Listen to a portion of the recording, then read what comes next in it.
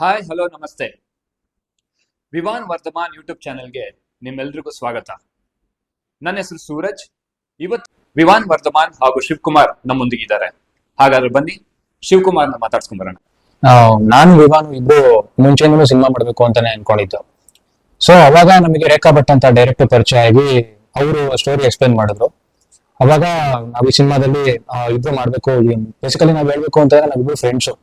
ಯಾವಾಗ್ಲೂ ಮುಂಚೆಯಿಂದ ನಾವು ಅನ್ಕೊಂಡಿದ್ದು ಸಿನಿಮಾ ಮಾಡ್ಬೇಕು, ಬಿಗ್ ಸ್ಕ್ರೀನ್ ಅಲ್ಲಿ ಕಾಣಿಸ್ಕೊಬೇಕು ಅಂತ ಅನ್ಕೊಂಡಿದ್ದಾಗ ಡೈರೆಕ್ಟರ್ ನಮ್ಗೆ ಈ ಕತೆ ಹೇಳಿದಾಗ ಇದ್ ಮಾಡ್ಬೇಕು, ಇದು ಒಳ್ಳೆ ಸ್ಟೋರಿ ಇದೆ ಅಂತ ಹೇಳ್ಬಿಟ್ಟು ಈ ಸಿನಿಮಾನ ಮಾಡ್ಬೇಕು ಅಂತ ಅನ್ಕೊಂಡ್ವಿ. ನಿಮ್ಮ ಪಾತ್ರದ ಬಗ್ಗೆ ಹೇಳ್ಬೋದಾ? ಈ ಸಿನಿಮಾದಲ್ಲಿ ನನ್ನ ಪಾತ್ರದ ಬಗ್ಗೆ ಹೇಳ್ಬೇಕು ಅಂತಂದ್ರೆ ನಾನು ಫ್ರೆಂಡ್ ಪಾತ್ರ ನಿರ್ವಹಿಸ್ತಾ ಇದ್ದೀನಿ. ನಾನು ನಾರ್ಮಲ್ ಆಗಿ ನಾವಿಬ್ರು ಫ್ರೆಂಡ್ಸ್ ಆಗೇ ಇರ್ತೀವಿ. ಈ ಸಿನಿಮಾದಲ್ಲೂ ನನ್ನ ಪಾತ್ರನ ಫ್ರೆಂಡ್ ಆಗೇ ಕೊಟ್ಟಿದ್ದಾರೆ. ಈ ಸಿನಿಮಾದಲ್ಲಿ ಹೇಳ್ಬೇಕು ಅಂತಂದ್ರೆ ಲವ್, ಎಮೋಷನ್ಸ್, ಓವರ್ ಆಗಿ ಹೇಳ್ಬೇಕು ಅಂತಂದ್ರೆ ಇದೊಂದು ರಾಮ್ ಕಾಮ್ ಜಾನರ್ ಸಿನಿಮಾ ಆಗಿರುತ್ತೆ. ಸೊ ಲವ್ ಎಮೋಷನ್ಸ್ ಇಂದ ಕೂಡಿರುತ್ತೆ ಈ ಸಿನಿಮಾ. ಸಿನಿಮಾದಲ್ಲಿ ಇನ್ನ ಅದ್ಭುತವಾಗಿ ಹೇಳ್ಬೇಕು ಅಂತಂದ್ರೆ ಒಳ್ಳೆ ಬರವಣಿಗೆ ಇದೆ. ರೇಖಾ ಭಟ್ ಅವರ ಅದ್ಭುತವಾದ ನಿರ್ದೇಶನ ಮೂಡಿ ಬಂದಿರೋದ್ರಿಂದ ಈ ಸಿನಿಮಾದಲ್ಲಿ ನಿನಗೆ ತುಂಬಾ ಚೆನ್ನಾಗಿ ಒಳ್ಳೆ ಪಾತ್ರ ಸಿಕ್ಕಿದೆ ಅಂತ ನಾನು ಅನ್ಕೊಂತೀನಿ. ಇದ್ರಲ್ಲಿ ನೀವೇ ಕ್ಯಾಮ್ರಾಮನ್ ಅಂತ ಕೇಳ್ಪಟ್ವಿ. ಬಜೆಟ್ ಇಲ್ಲ ಅಂತ ಕ್ಯಾಮ್ರಾಮನ್ ಆದ್ರ, ಇಲ್ಲ ಕ್ಯಾಮ್ರಾ ಬಗ್ಗೆ ನಾಲೆಜ್ ಇದೆ ಅಂತ ಕ್ಯಾಮ್ರಾಮನ್ ಆದ್ರ? ಬೇಸಿಕಲಿ ಹೇಳ್ಬೇಕು ಅಂತಂದ್ರೆ ನಿಮ್ಗೆ ಎಲ್ಲ ಗೊತ್ತಿರುತ್ತೆ ಒಂದ್ ಸಿನಿಮಾ ಮಾಡೋದು ಎಷ್ಟು ಕಷ್ಟ ಅಂತ. ಎಸ್ಪೆಷಲಿ ಇವತ್ತಿನ ದಿನದಲ್ಲಿ ನಾವು ಎಲ್ಲ ಟೀಮ್ ಸೆಟಪ್ ಮಾಡಿದಾಗ ನಮ್ಗೆ ಮೈನಸ್ ಅನ್ಸಿದೆ ಕ್ಯಾಮ್ರಾಮನ್. ನನಗ್ ಗೊತ್ತಿರೋ ರೀತಿ ನಾನು ಈ ಸಿನಿಮಾದ ನಾನು ಕ್ಯಾಮ್ರಾ ಹ್ಯಾಂಡಲ್ ಮಾಡಿದೀನಿ. ಏನಾದ್ರು ತಪ್ಪಿದ್ರೆ ಸಿನಿಮಾ ನೋಡಿ ಮುಂದೆ ಮುಂದೆ ಹೋಗ್ತಾ ತಿದ್ಕೋಬೇಕು ಅಂತ ನಾನು ಅನ್ಕೊಂಡಿದೀನಿ. ಹೇಳ್ಬೇಕು ಅಂತಂದ್ರೆ ಇವತ್ತಿನ ದಿನದಲ್ಲಿ ಸಿನಿಮಾ ಮಾಡ್ಬೇಕು ಅಂತಂದ್ರೆ ಎವ್ರಿ ಡಿಪಾರ್ಟ್ಮೆಂಟ್ ನಾವು ಎಕ್ಸ್ಪೀರಿಯನ್ಸ್ ಆಗಿ ಹೊಂದಿರ್ಬೇಕು. ಟೆಕ್ನಿಕಲ್ ಡಿಪಾರ್ಟ್ಮೆಂಟ್ ಆಗ್ಲಿ, ಪ್ರತಿಯೊಂದು ಡಿಪಾರ್ಟ್ಮೆಂಟ್ ನಮಗೆ ಗೊತ್ತಿರ್ಬೇಕು. ಸೊ ಹಂಗಾಗಿ ನಾನು ಪ್ರತಿಯೊಂದು ಡಿಪಾರ್ಟ್ಮೆಂಟ್ ಅಲ್ಲೂ ನಾನು ನಾಲೆಡ್ಜ್ ನ ಗೇನ್ ಮಾಡ್ಕೋಬೇಕು ಅಂತ ಅನ್ಕೊಂಡಿದ್ದೀನಿ. ಈ ಸಿನಿಮಾದಲ್ಲಿ ನಾನು ಕ್ಯಾಮ್ರಾಮನ್ ಆಗೂ ವರ್ಕ್ ಮಾಡಿದ್ದೀನಿ. ಓಕೆ, ಶೂಟಿಂಗ್ ಟೈಮ್ ಅಲ್ಲಿ ನಿಮ್ಗಾಗಿರೋ ಯಾವ್ದಾದ್ರು ಫನ್ನಿ ಇನ್ಸಿಡೆಂಟ್ಸ್ ಏನಾದ್ರು ಇದೆಯಾ? ಈ ಸಿನಿಮಾನ ನಾವು ಒಂದಿನ ಶೂಟ್ ಮಾಡಿದೀವಿ. ಓವರ್ ಆಲ್ ಸಿನಿಮಾದಲ್ಲಿ ನಾನೇ ಕ್ಯಾಮ್ರಾಮನ್ ಆಗಿರೋದ್ರಿಂದ ನನಗೆ ಯಾವುದೇ ಫನ್ನಿ ಇನ್ಸಿಡೆಂಟ್ ನನಗೆ ಇದರಲ್ಲಿ ಕಾಣಿಸಿಲ್ಲ. ಯಾಕಂದ್ರೆ ನನಗೆ ಅಷ್ಟು ಕೆಲಸ ಇತ್ತು. ನಾನು ಈ ಸಿನಿಮಾನ ಡಬ್ಬಿಂಗ್ ಮಾಡಿದ್ರು. ಪರ್ವಾ ಸ್ಟುಡಿಯೋಸ್ ಅವರು ಡಬ್ಬಿಂಗ್ ಮಾಡ್ಕೊಡ್ರಿ ಈ ಸಿನಿಮಾನ ಡಬ್ ಮಾಡ್ತಿರ್ಬೇಕಾದ್ರೆ ನನ್ನೊಂದು ಡೈಲಾಗ್ ಬರುತ್ತೆ.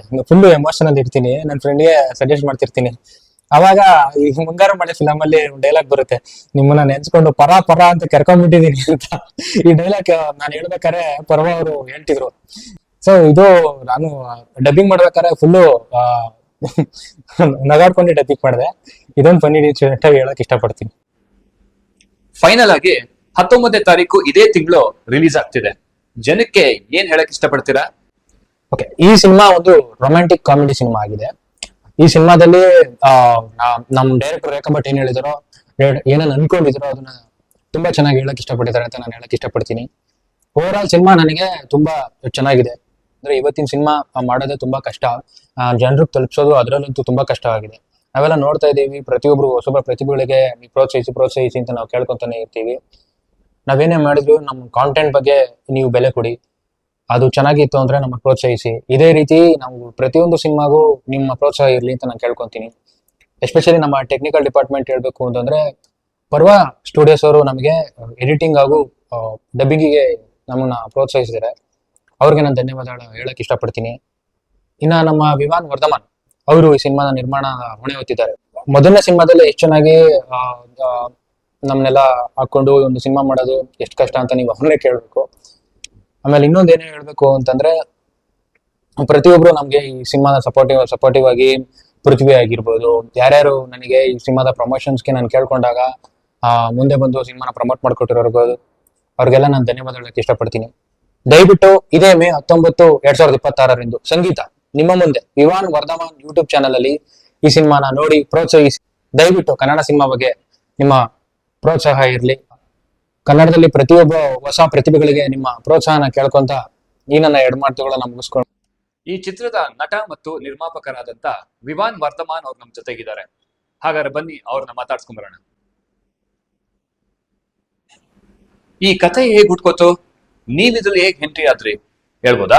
ಆಕ್ಚುಲಿ ಈ ಕತೆ ಶುರುವಾಗಿದ್ದು ಲಾಲ್ಬಾಗ್ ಅಲ್ಲಿ.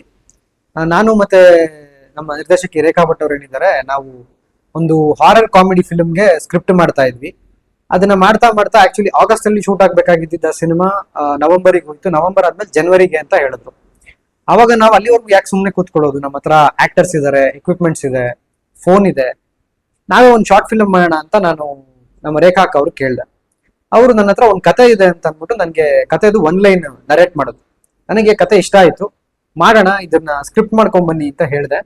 ಅವರು ಸ್ಕ್ರಿಪ್ಟ್ ಮಾಡ್ಕೊಂಡ್ ಬಂದ್ರು. ಅದನ್ನ ನಾನು ರೇಖಾ ಅಕ್ಕ ಕುತ್ಕೊಂಡು ನಮ್ಗೆ ಬೇಕಾಗೋ ತರ ಚೇಂಜಸ್ ಮಾಡ್ಕೊಂಡು ಈ ಶಾರ್ಟ್ ಫಿಲ್ಮ್ ಮಾಡಕ್ಕೆ ಅಂತ ಹೊರಟ್ವಿ. ಸೊ ಈ ಕತೆ ಹುಟ್ಟಿದ್ದು ಲಾಲ್ಬಾಗ್. ನಿಮ್ ಪಾತ್ರದ ಬಗ್ಗೆ ಒಂದು ಇಂಟ್ರೊಡಕ್ಷನ್ ಕೊಡಿ. ನನ್ನ ಪಾತ್ರದ ಹೆಸರು ಬಂದು ಸಂಜಯ್ ಅಂತ. ಸಂಜಯ್ ಒಬ್ಬ ಸೈಲೆಂಟ್ ಹುಡುಗ. ಅವನು ಜಾಸ್ತಿ ಜನರ ಜೊತೆ ಬೆರೆಯುವಂತ ಒಂದು ಕ್ಯಾರೆಕ್ಟರ್ ಅಲ್ಲ. ಒಂದು ಪಾರ್ಕ್ ಅಲ್ಲಿ ದಿನ ಕೂತಿರ್ತಾನೆ.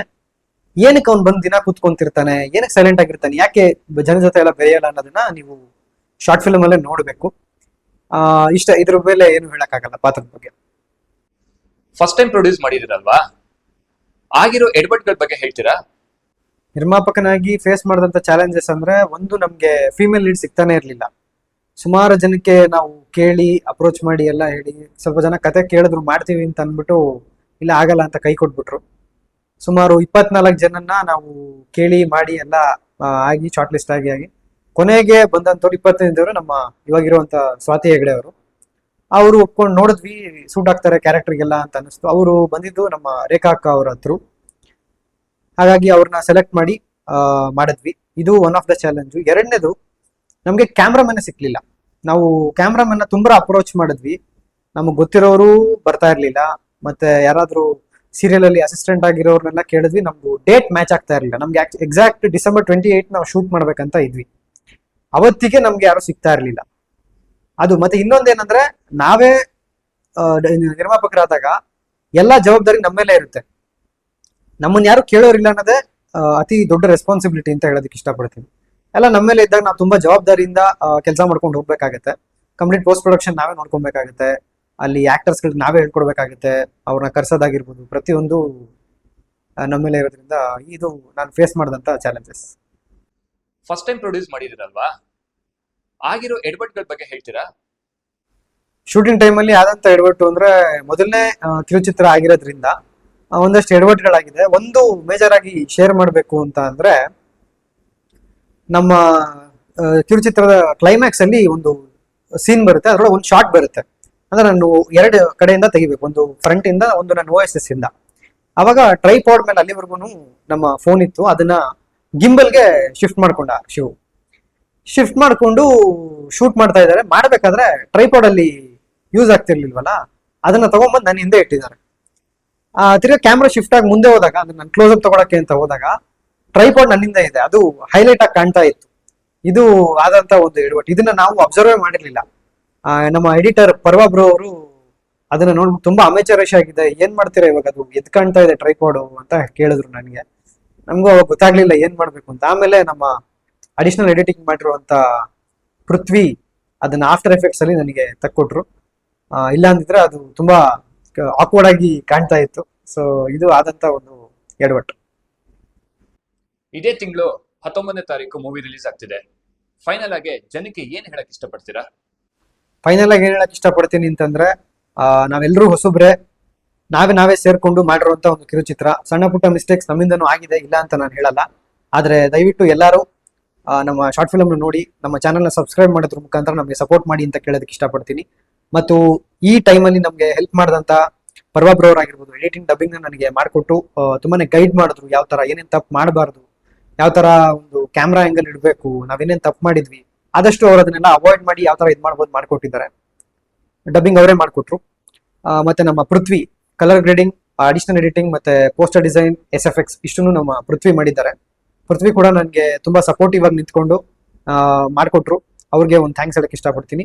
ಮತ್ತೆ ಪ್ರಮೋಷನಲ್ ವಿಡಿಯೋ ಮಾಡಿಕೊಟ್ಟಂತ ನಮ್ಮ ಸೂರಜ್ ಆಗಿರ್ಬೋದು, ಇಲ್ಲೇ ಇದ್ದೀರಾ, ಮತ್ತೆ ನಮ್ಮ ರಾಜೇಶ್ವರಿ ಅವರಾಗಿರ್ಬೋದು, ನಮ್ಮ ರಾಕೇಶ್ ಅಣ್ಣ ಆಗಿರ್ಬೋದು, ಎಲ್ರಿಗೂ ಥ್ಯಾಂಕ್ಸ್ ಹೇಳೋದಕ್ಕೆ ಇಷ್ಟಪಡ್ತೀನಿ.